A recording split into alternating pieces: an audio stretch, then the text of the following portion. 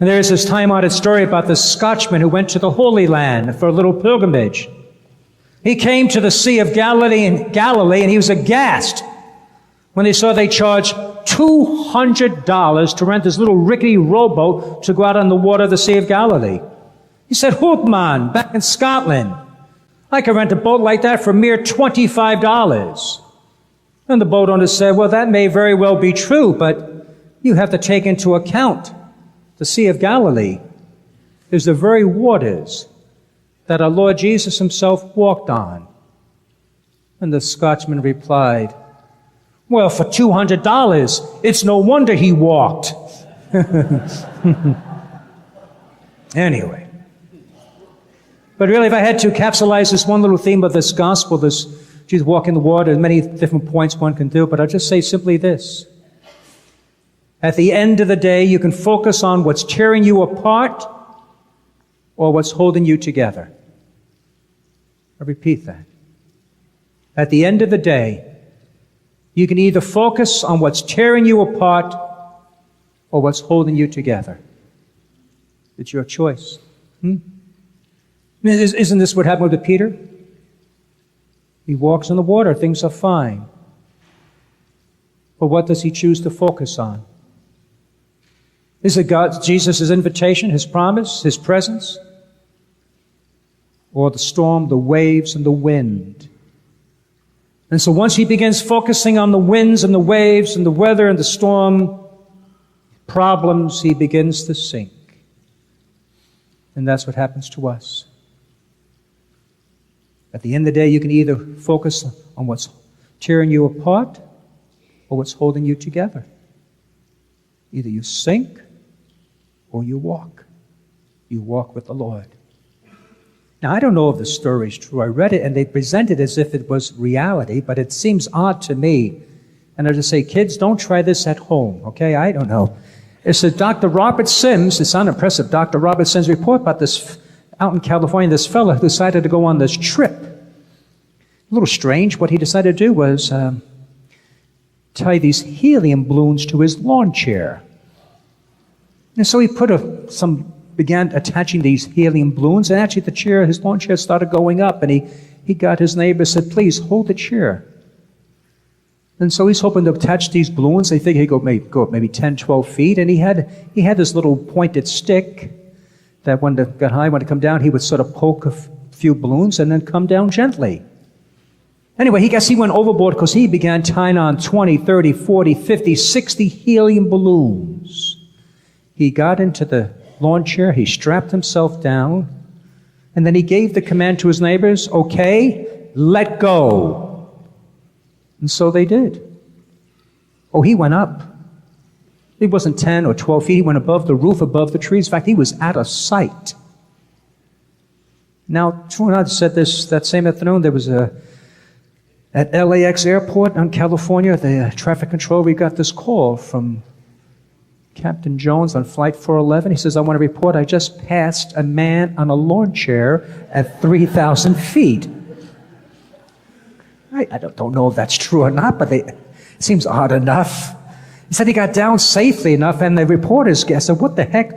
What made you, heaven sake, what made you do that?" And his reply was a little odd, too. He simply says, "Well, you gotta do something." That? You gotta do something? You decided to go up? Yeah, you gotta do something. But it's true about life. You gotta do something. Either you sit in the boat or you get out of the boat. Like Peter. You may have criticized Peter, but at least he got out of the boat. At least he took a few steps.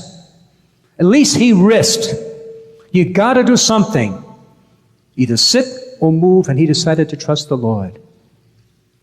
You got to do something. Either focus on the problems, the storms, or you focus on the promise of grace, of God's blessings, and God's presence in your life. You got to do something. You got to choose which one it's going to be. But it's not always easy because we're inclined.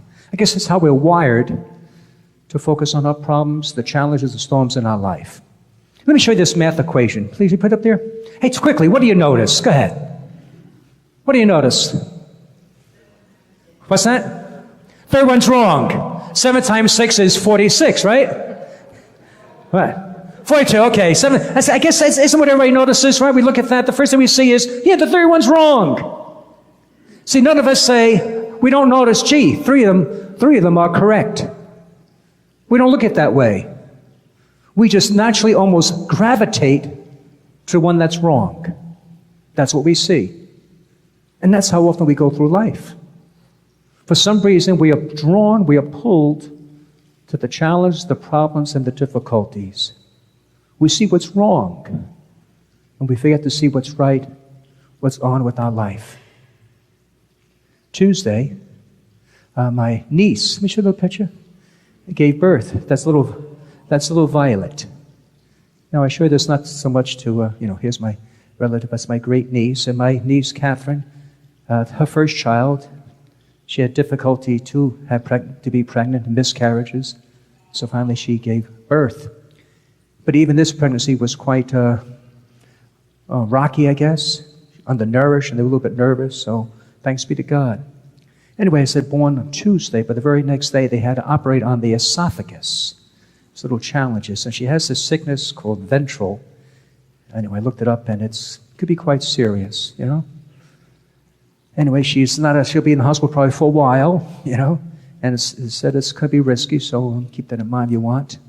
But anyway, what I say this to you because my sister and brother went on the internet, began looking at what she has. And they began reading what she has. It says, the chances some don't survive, or it's 75% this happens, 80% the heart, the kidneys. It's a list of things. And so I called my mother, and she's crying, please, when you come up, you got to baptize her. She's scared. And I talked to my brother, the same thing. I can hear his voice, he's depressed.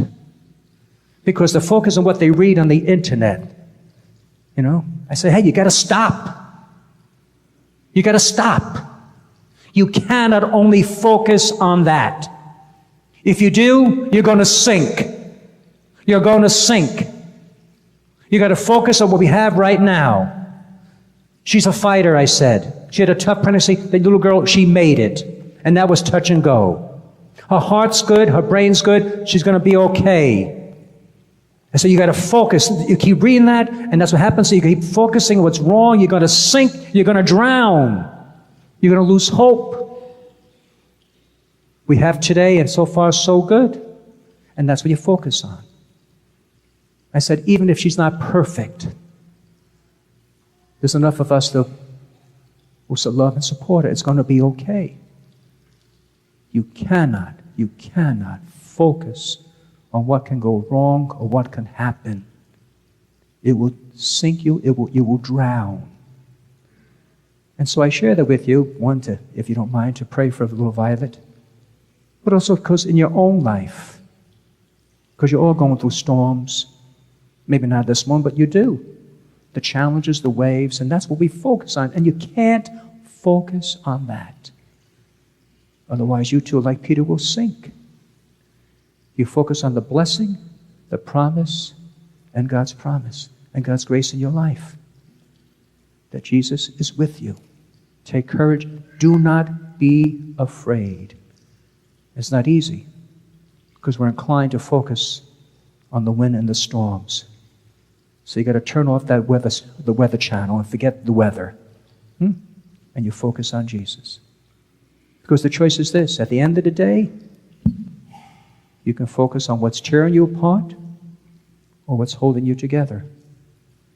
Or in our gospel, you can focus on the wind, the storm, and the waves, or you can focus on the presence of Jesus in your life. It's your choice.